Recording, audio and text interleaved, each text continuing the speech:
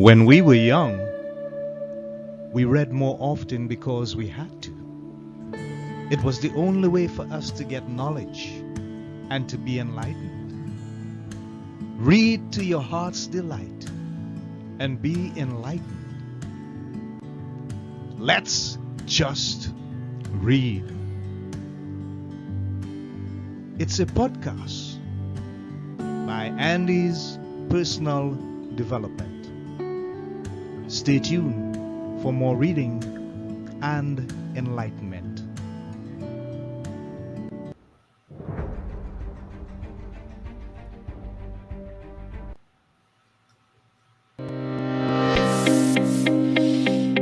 Okay, so we welcome you live on Let's Just Read, and on the top left-hand corner there we have a video that is supposed to be playing an introduction, but we're gonna leave this out for a moment, and we just want to have our guest Mark Connor be the one that's really being the highlight of this entire broadcast. So stand by, let me just get this right.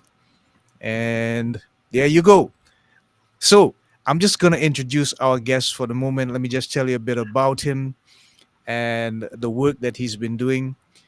He writes fiction, poetry, and journalism. He is the 2022 boxing inductee to the Mancini's St. Paul Sports Hall of Fame. He attended the University of St. Thomas in St. Paul, Regis University in Denver, Colorado, and graduated with a BA in English from the University of Minnesota. He has written and published many articles about boxing, Irish culture, and people and events related to Irish freedom. He has also published local news and features on business, politics, and current affairs in Minnesota and the US. It's About Time, Millions of Copies Sold for That is a saga wrapped around a package of poems guarded by angels with a narrative style that reads like a novel, contains a collection of poetry, and shares an autobiography. Mark Connor guides us through a journey of love, family, and life that is ours as much as his own.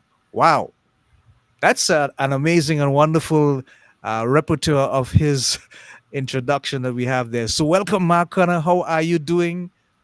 I'm doing very well, Danny. Thank you very much. It's great to be here. I really appreciate it. Yeah, it's wonderful to have you, my friend. And so, this episode is entitled The Legacy of Mark Connor. We'd love to hear directly from you. You are the star, the feature one of the moment. Tell us about your life in about 2 minutes, how you came to realize and recognize your ability as a boxer, and what brought you all the way to where you are now, so much more into journalism and writing, and that amazing book you wrote with about It's About Time. Tell us a bit about that, starting from the time that you realized you should be in boxing. Oh, the time I realized I should be in boxing, I was 9 years old. I started really thinking about being a boxer. I'd actually thought somewhat about writing prior to that, too, say third grade, fourth grade. I'd seen the movie Star Wars many times, and I thought the idea of writing this, story, something like that, and when I was a kid. But then, uh, that movie Rocky came out, and I thought it looked kind of stupid. I didn't want to see it, and my brother really wanted to see it. We didn't see it, but then my parents we went one Saturday to go see Rocky 2, the second one. And I always thought if I saw the first one, I don't know if I would have wanted to become a boxer because I was inspired by watching him actually win the title. He didn't win the first one, but at the time also boxing was becoming pretty popular in the U.S. It was shortly after the 70s. So it was like the late 70s, 79, 1980. The U.S. is really thriving in amateur boxing. It was on TV all the time. And I had this kind of real, you know, this kind of desire to be recognized and to be, to have some kind of attention. And I wanted to be athletic. And I kind of, I actually was thinking I wanted to be a bodybuilder at that time, but then I was watching the guys boxing, and I could see the aesthetic beauty of the how muscular they were and everything, and the whole rhythm of the sport and everything really just attracted me. And so I started begging my parents to take me to a boxing gym. My mom didn't want me to. I kept begging and begging my dad. He finally took me to a gym, and so that's when I started boxing. And I started really. I could always write pretty well, but then when I was 16 years old, I had a assignment in school to write a descriptive piece, and I wrote a descriptive piece about going to and being at the gym. At the time, when I was 14, I'd made the National Junior Olympics. My coach trusted me enough to give me a key to the gym, and I was describing going there and actually going there before everyone else and opening the the equipment locker and everything and the smells and all that kind of stuff. And my teacher actually, he was telling my class about, how we'd done very well and everything when he was giving us the evaluation. And he read it. He read it out loud to the class. He read a portion of my uh, work, which he hadn't said our names, but people knew it was me. And it Yeah. was that was that time I started thinking maybe I could be a writer, maybe I could do something academically also. And I know I'm going over 2 minutes, but the last thing I'll say about that is I brought it to my father. I remember him sitting on his chair before I was going to turn it in the next day and hadn't read it. And he would just smile and say, you always could write. You're always a great writer. You're always really good. And I always knew and I kept saying to myself, 16 years old, when did you ever tell me that? I never remember telling me that. Ah, But he yeah. but he told me that at that time. And it's one of those things about life, about my dad that one of those beautiful moments that I always remember. That stay with me forever. Yeah. I love that. Thank you for sharing, Mark. I could hear the passion in your voice coming down to the end there, especially when you speak about your dad. When you actually got into boxing, what was the transition period like for you based on the level of training that you had to do and the suppression of any emotions when you go into the ring and you face an opponent? You just had to put all your feelings aside and focus on the moment. How was that experience like for you? I'm sure many would be interested to know. Yeah, that's an interesting thing. I remember the first fight I had. I was 10 years old. It was a 65-pound weight division, and Yeah. it was January 1980. And I can remember the name of the guy I boxed. His name was Chris Ness. Uh-huh. Last name spelled Ness. And um, and I won the fight. It was very close. I probably won the fight because it was in St. Paul, and he was from a town called Litchfield, and kind of west of the Twin Cities. And it was close enough that probably the fact that I had local judges helped me a little bit. But Yeah. I definitely think I deserved the win. But I remember praying before it and saying, I know that telling God, look, I want both of us to be safe, but I want to just please, I just want to win this. I want to do this just so badly. And nobody in school thought that could be a boxer. I was always kind of a smaller, skinnier kid, and Uh-huh. the girls were mostly bigger than I was, and stuff like that. And I didn't get pushed around that much, but I did get pushed around a little bit. I was a little timid and everything, and I won that first fight. And the thing is, once you get into the drama of it, you're just doing what you've been practicing. And the coach I had, Emmett Yanez of the Mexican American Boxing Club, God rest his soul, man. He was such a wonderful guy. He Mm-hmm.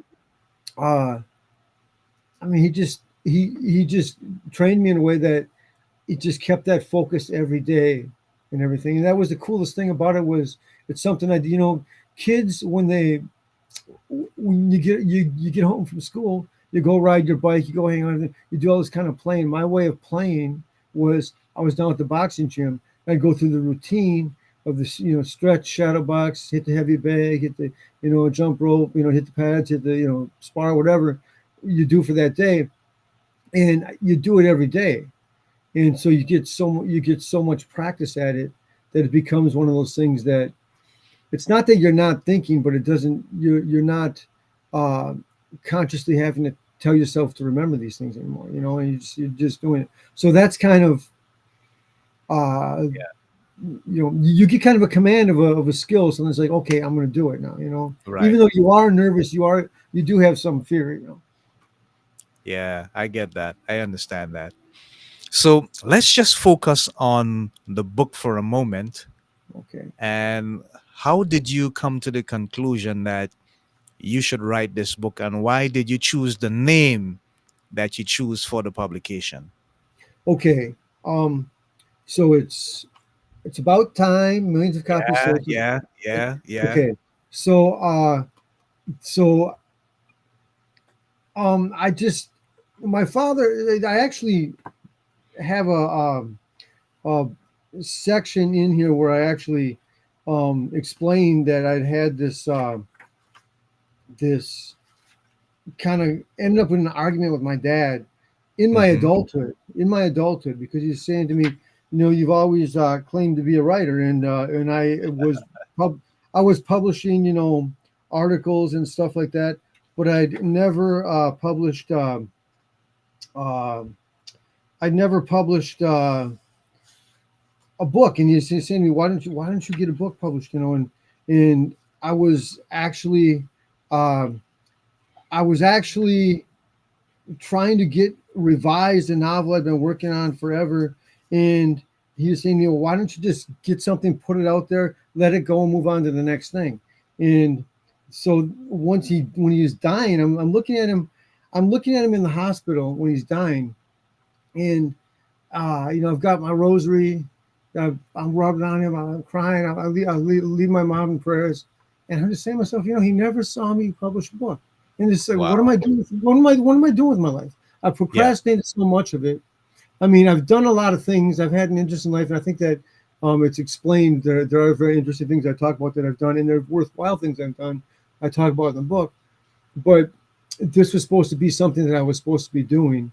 Is part of what's supposed to be in I'm supposed to identify myself with, and I want people to think of me and remember me as having done, and I haven't done it, and he hasn't seen me do it. You know, I mean, and it was that, and also I very much was regretting not having been married and have had children before he died. It's Ah, it's so that's, I mean, in the description of the book, it talks about the book being about love, family, and life, and those yeah. are values of mine, and that's why it's quite a bit of it is faith based. I actually have uh, I was there's this section I think that would explain it really well, um, about what the story I was just telling you, but I'm not finding it immediately. So maybe we could just go on. But I Yeah, not a problem. yeah. Yeah. Uh, but so that's how I came to. Yeah, the question is, how was I? Did I come to writing the book, and also how did I come to the title? Was it? Yeah. How did Yeah, you name it? It's About Time. right. And millions of copies sold for that. For dad. Yeah. So the thing was, Yes. so there are two people I had read the book right away. One of them is Dan Flynn, who I list in the acknowledgments as my literary advisor, and he published a book called Famous Minnesotans, and he's the older brother of the now deceased well-known spy novelist um Vince Flynn, and then this other guy is Danny Klecko, who I mentioned in the book early Yeah. on, um, who is a St. Paul poet. And Danny, when he's looking at it, saying, "Yeah, I really like it. I really think we can market this and everything, but you got to lose the title because it's about time. It's too esoteric, and there are a lot of books out there that are called It's About Time." He says you got to Hmm. call it something else. And I originally had just put in parentheses my essay of poems, but that's just a little doesn't quite specify things well enough either, because it's not a collection of poetry, and it's not just a long essay. It's really a story that's sort of written in a novelistic form, and Hmm. it's got these poems running through it. So I said to myself, you know what?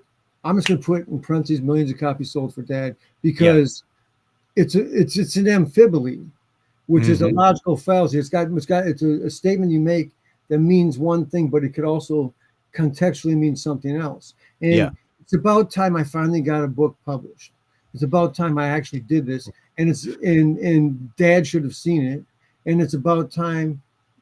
Hey man, it's about time to sell a lot of them too. I mean, it's either way, and if that doesn't happen, it doesn't happen. But if it does, hey, that's great. You know. Um, Wonderful, wonderful. right, right, right. Yeah, that's a wonderful story, Mark. Yeah, So I'm gonna. Are you seeing the book on the screen there, the I cover? am. Yes. Yeah. How did you come up with the artwork, Mark? It's amazing. I'm Okay, seeing so a time glass in the middle, and yeah. yeah, well, if you actually look closely at that, Uh-huh. there are actually four hourglasses in there. Right, If you right. look at the hills down there, there's a horizontal Yeah, hourglass. There's one up yeah. on the upper left on the cover where the sand's coming into the big Right. hourglass. And then if you look at the medicine wheel with the boxing glove imagery and all the shamrock and that, Yeah. up on the Yes. upper left, there's this kind of you can see a hourglass kind of on Wow. the side there. Wow. And Wow. Wow. the guy who did that is named Eric Keast. He's in Canada. He got me my job at Anda Young, our home center, in 1996. I met him. He was working there, and that's a Native American Indian homeless shelter for kids aged 5 to Mm-hmm. 17, Mm-hmm. and that's quite a bit about what my journey is and what my explanation of my my uh, my solidification, my faith is. I mean, I was involved with the American Indian community here locally and explored that spiritual tradition, specifically the Lakota tradition, um, and within that circle, there was a mutual respect with the people practicing their traditional beliefs, along with me as a Catholic, and within the experience of being immersed in that community, somehow what happened, and I just would say this is kind of the guidance of the angels and the connection to the Holy Spirit. Is just somehow I ended up re-embracing my Catholic faith, um, Right. and so I have this real respect for what we call the Red Road, and Mm-hmm. I see is that there is spiritual value there. There's a spiritual truth there, and and I recognize it. But I also recognize as a Christian that um, this is what I this is actually who I am. Okay. It's yeah. So Wow. but, Yeah. so anyway, so that's Eric Keys that painted that painting that's on the cover. I called him up and said, I know for this cover I'm going to have to get you to do it. So that's what happened. Mm. All right. Yeah. And who is this guy? Oh, that's Bert. God rest his soul. That's Bert Sugar. Bert Sugar Ah. was the most famous. He's, I would say, in our lifetime, was probably the most famous or one of the most famous boxing journalists uh, Okay. in the world. And I was that's 2010. I was at Yeah. Gleason's gym in Brooklyn, and there was a press conference that Oscar De La Hoya was doing, and that's where I met Mm-hmm. him. But I actually had met him before that in 2005 Uh-huh. at the in Las Vegas. I think it was May. I just found the ticket. I'd gotten a free ticket, a comp ticket, because I was supposed to get in the locker rooms with Will Grigsby, my teammate, who was regaining at age 35 the IBF Junior Flyweight Championship of the World on the undercard of Felix Trinidad and Winky Wright at the MGM Grand Garden Arena. But he had given away his last bracelet to get back there. So uh, when they couldn't get me back to the locker room with him before the fights, um, Dennis Presley, our mutual trainer, said, "Wait, we'll go figure this stuff out." And he comes back 45 minutes later. He says, "Don King's daughter got this printed up for you," and it was a $450 ticket, which at the time was $50 Wow. more a month than my rent, and it was still on the upper level. But I had come down when they after Will had regained the title to try to get back towards the locker room. Big George Foreman had just walked by me, and I was going to go up, hey, say hi to Big George. And as I start to do it, four blonde haired women about in their mid 40s just, oh, George just grabbed him and said, so and just wanted to talk to him. So that's my experience with George Foreman. But then Yeah.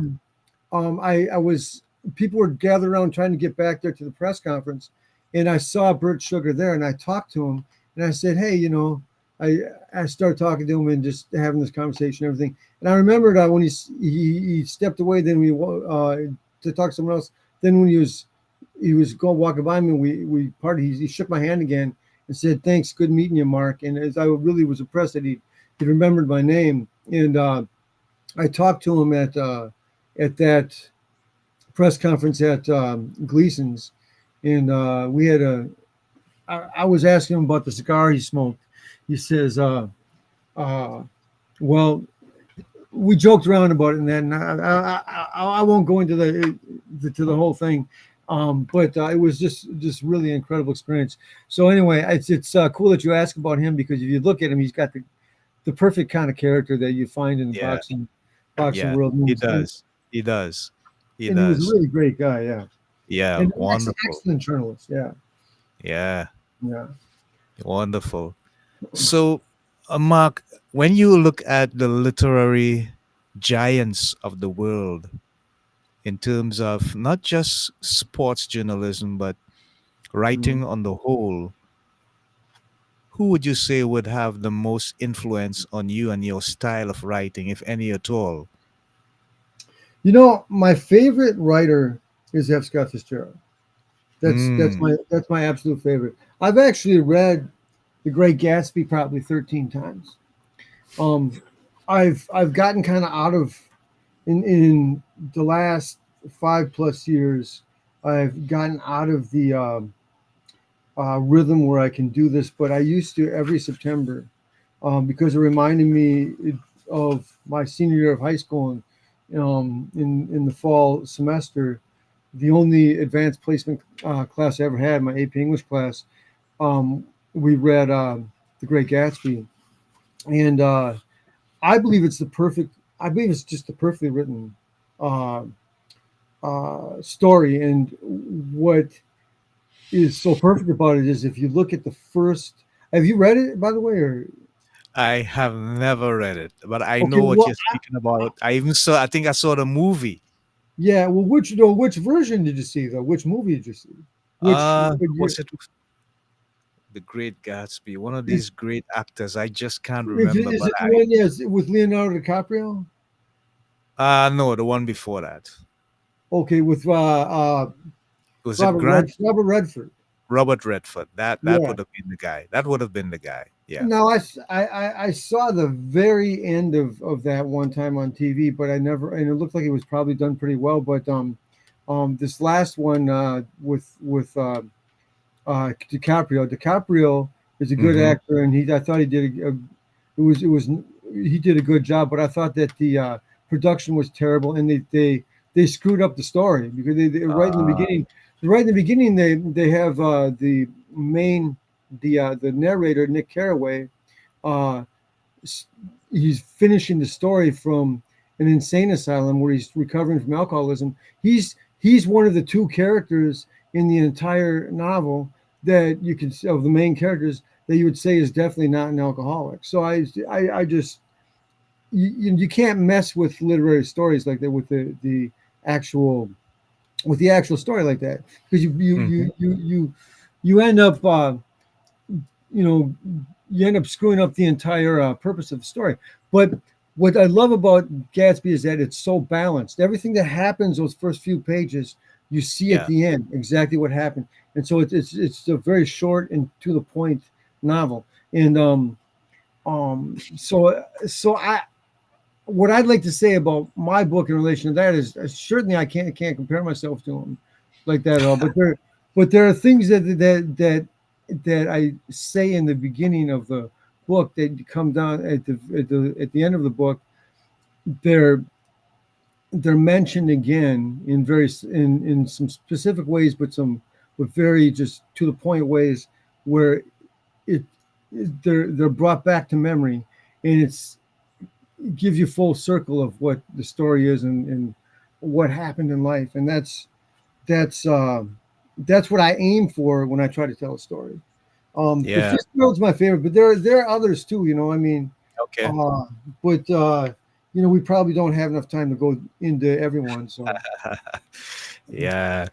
So that's interesting. That's really interesting. It shows me the dimensions of the character that you are, and it's quite admirable. So tell us a bit about Fighting Chance Boxing for Life. well, that's just my personal training service. So when I Hmm. started, that's one thing that my dad told me to do. He says, you're going to start uh, making some money by teaching people boxing. So I do work with actual competitive boxers, but I also the main way of surviving for the way most trainers do it is um, you get the white collar guys and stuff like that, or the people that just they want to be in shape and they got a little bit of money they could pay you and everything. Hmm. He said to me, "Well, then you better register a business name and Okay. start doing it, and it's a sole proprietorship." So I just came up with that name being Fighting Chance because if these people that just want to be in shape and live their lives longer, I'm teaching them to be in shape and to be healthy. I'm also teaching them the fighting skill at the same time, and uh, you know, you're not learning to be able to just beat up people if they mess with you. But if you're getting mugged, you might have a chance. Hit them once and run. You know what I mean? I mean, you would just your little chance to survive. And I think that little edge you give yourself from the dedication of doing these things that are a little bit harder every day, but a little bit fun too. Those things help you get through everything else in life. It's one of the things. It's one of the gifts that God has given us. Yeah.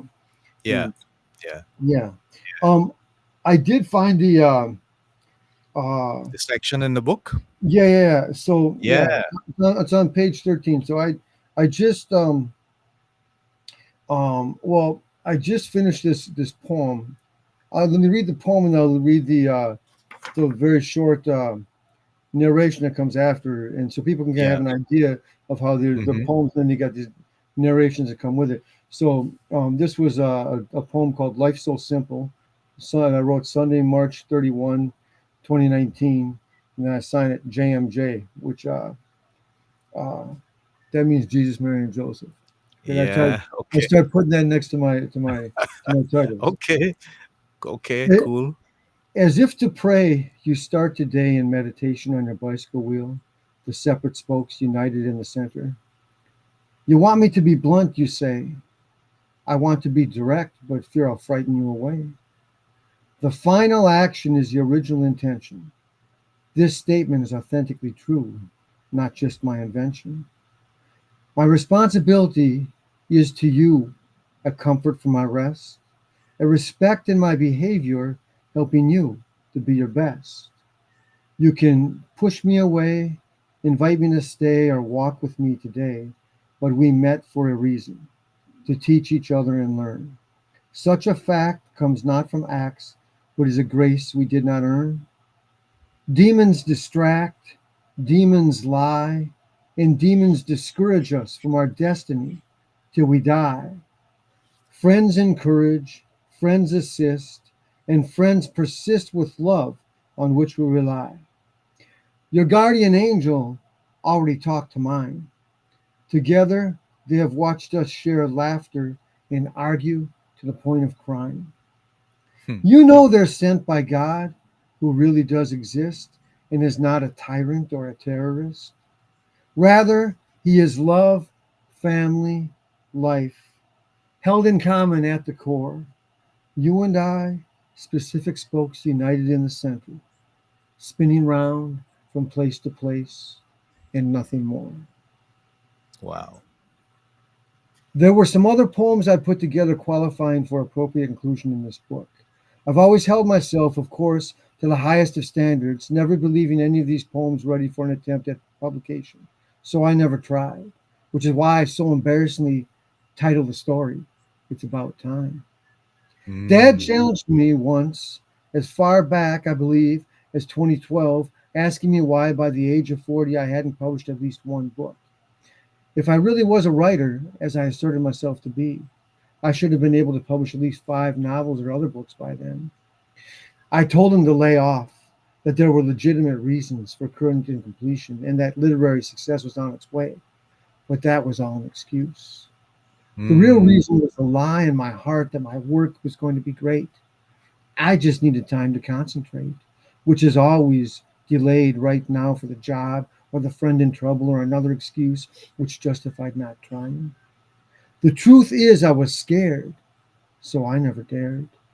If this book, which can fall flat in its face, is never presented to the public, I'll never know if you, the reader, recognize my talent. If it does, in fact, fall flat in its face, at least metaphorically, I fall flat on mine. However, so what? It's about time. Hey. Yeah, yeah, yeah. Great stuff, Mark. Wonderful So, stuff. So, so, I yeah, go ahead. go to boxersandwritersmagazine.com/books and you can get it there. You can get it. It's going to be on Lulu. It's going to be on uh, Amazon. You can get it by Lulu, Amazon, or Kindle. All three are right there.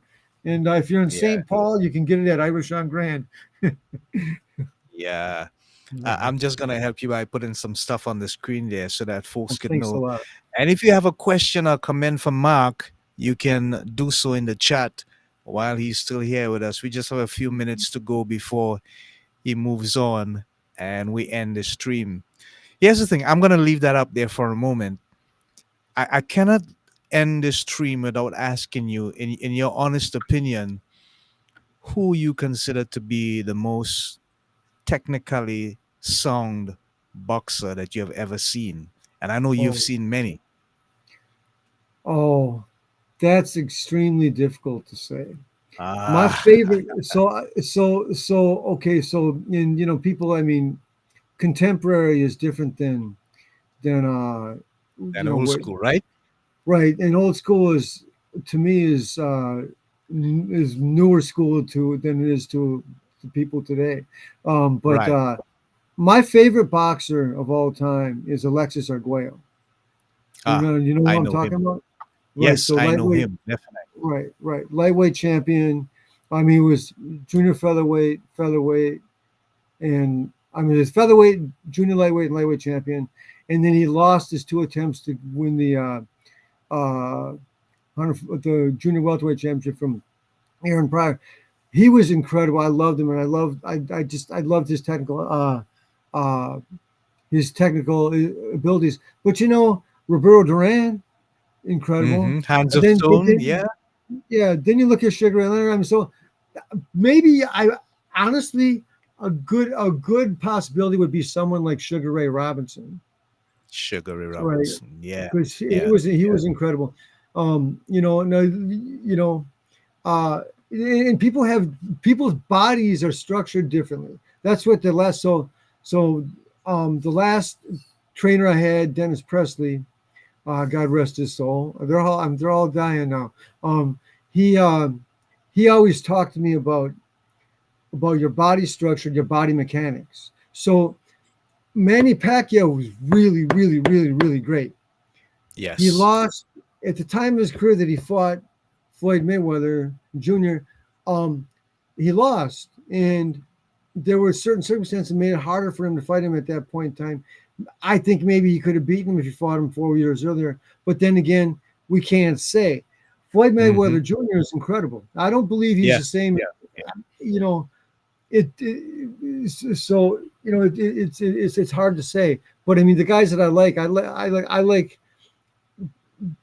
I like Roberto Duran better than I do Mayweather. I don't like his style as much as these other guys. Um, but Duran, it was, you know, it is hard to say, man. It's just, it's one of those things. It's just like jazz. Look, the first poem in here is, the perfect metaphor, and the first line is the perfect metaphor to describe boxing as jazz, and Yeah. it's because you have that in improv. You have the rhythm that's going because all it's about who's going to. I don't know if we got enough time. I'd read you the poem, but I don't think we got enough time. I'm Um, gonna give you an extra minute. okay, okay, okay. So the perfect metaphor. Uh, Written Monday, August 21, 2017, JMJ. The perfect metaphor to describe boxing is jazz. There is a rhythm Mm, to every fight. I learned this from Dennis Presley, who learned it from Rock White. A fighter has a rhythm, and the only way to beat him is for you to break it and establish your own. That's where improvisation begins. No one knows where it will lead or where it will end. yeah. Jazz is the perfect metaphor to describe boxing. Every fight has its rhythm, upon which is added improvisation. I learned that from Dennis Presley, who learned it from Rock White, who practiced collaboration with Emmett Yanez and Bobby Zamora. The two men taught me Yeah. to fight. Hey.